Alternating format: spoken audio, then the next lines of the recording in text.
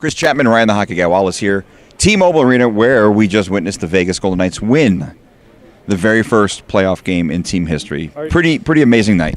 Are you ever going to get tired of seeing history? Because this is history again. It's the second season. It's the first playoff win. The Winnipeg Jets won their first playoff game. Since they relocated. I think it was going back to the Atlanta Thrashers. Yeah, that's Atlanta Thrashers ever won a playoff. No, it's pathetic. And yet the Vegas Golden Knights do it in their first try. Against the LA Kings, might I add. Yeah, that was an interesting game, wasn't it? It could have been a lot higher scoring than it was. It was a 1-0 game. Marc-Andre Fleury, Jonathan Quick, they both played out of their minds. They were fantastic in this game. Marc-Andre Fleury, I would love to have just an ounce, just a single ounce of the confidence that guy has and the ability to just be calm under pressure. The way that he was able to bat the puck out of the air, not once, but twice, after making a save and then gloving it down to stop play. I mean, if that doesn't tell you what this Vegas team is all about, I don't know what will. Yeah, the play you're referencing, it reminded me a lot of, there was a commercial years ago with Tiger Woods where he was bouncing the golf ball off his golf club and in the air and hitting it up in the air with his stick again, and then gloves it out of the air. And I mean, the confidence he had a play behind the net here late in the game where his helmet was knocked off. Somehow his glove ended up behind the net. He's got no helmet on. He's sprawling around on the ground. Still trying to make saves. Yeah, I mean, he exemplifies really what this team is, and I mean, he brings a calmness, I think, to the team. And Coach Gallant mentioned it in the press conference after the game that he really kind of calms guys down, and he really gives them a lot of confidence in their game. Well, that's what they know they have back there. They've got a guy that can make the big stop when it's needed. And, yeah, do some goals go in that he'd like back? Absolutely. It happens to every goalie in the league. But I don't think there's a better goalie in those pressure-filled moments where you have to have a save. He's going to come up with it. He's athletic enough. He's got great positioning. He just exemplifies it and oozes confidence. And this is what you need this time of year. Yeah, and it's funny because playoff hockey, a lot of times guys who aren't really well-known or who aren't big-name stars step up and make big plays.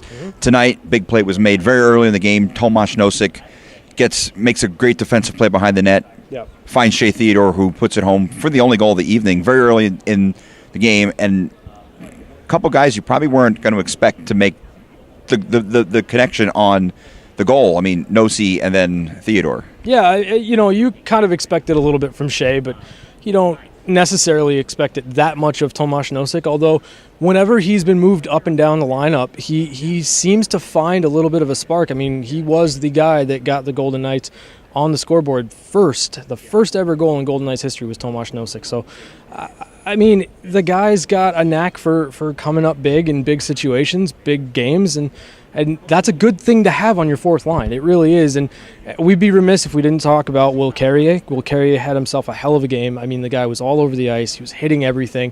He laid out Doughty a couple of times, and I think that led a little bit to, I'm just going to go out and say it, the cheap shot that Drew Doughty threw on Will Carrier. It was a high hit. It was principal point of contact. To me, it was the head. That should be a penalty. It wasn't. That should be a suspension. I doubt it will be, and that's the problem with NHL player safety.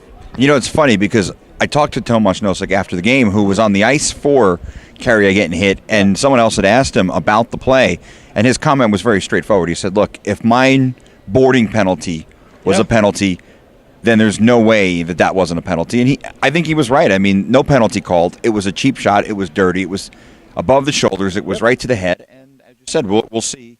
The NHL will probably do nothing about it. And it's unfortunate, too, because, it's okay to play hard. It's okay to lay big hits, but you never want to see a guy get taken out of a series. And we don't know the extent of Will Carrier's injuries. He was taken out of the game, I assume, to go through concussion protocol. But, I mean, there's no place in it for the game. There's no place for that in the game. Just period. End of story. There isn't. And if Drew Doughty's frustrated, skate harder. Skate faster, make better decisions, make faster decisions. He's not doing that. It's not Will Carrier's fault he's faster. It's not his fault he's getting in on the forecheck and hitting you. This is what you sign up for when you play in the NHL. You can't take cheap shots because you're upset. It was a ridiculous hit. I'm not a fan of it. I don't like it. I don't think there's any part of that in the game anymore at all, period. And he's a guy, we have seen him lose his cool a couple times this year. He smashed his stick against the couple times. Against the net, destroying the stick. A couple times he's done that in losses to this team. And, it was a dirty hit. There's no way around it. But, and the funny thing is Vegas does not play that style. Will Carrier, none of his hits are dirty. Braden McNabb, he doesn't hit hard. Or he hits hard, but none of his hits are dirty. They're very clean. Ryan Reeves, even him, who has a reputation, he hits clean, Let's just go back to that hit from Reeves on Forbort here at T-Mobile Arena in the last game between the Kings and the Vegas Golden Knights. If that's a boarding penalty, then there's no reason in this game today Drew Doughty's hit is not a penalty. Yeah, really inexcusable. But Vegas will have to bounce back. They may have to find another player to slot in there in place of Carrier. Not sure who that would be at this particular moment. My guess maybe would be Ryan Reeves to play on that fourth line because he plays a very similar style to Will Carrier. Not as fast, not as skilled, but he does have a very similar style. But the next game will be Friday here at the T-Mobile Arena. We will have another video for then. Hopefully another Golden Knights victory.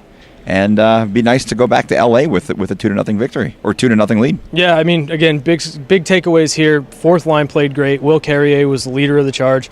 Really played a fast, physical game. That's what you want if he is going to be out of the lineup. I don't know that that's exactly what the Golden Knights want. I think they really want to have Will Carrier in the lineup because of his speed, because of his tenacity. So hopefully he's not out for any significant amount of time. And I think it's pretty safe to say with Will Carrier on the fourth line, that is the best fourth line in hockey. I mean, if not the best, it's certainly one of the top 2 or 3 because he brings so much to the fourth line. Absolutely. We will talk to you on Friday. Chris Chapman, Ryan, the Hockey Guy Wallace, Fox Sports Radio, 98.9 FM, 1340 AM, Las Vegas Sports Network. Once again, Vegas defeats the LA Kings 1-0 here at T-Mobile Arena.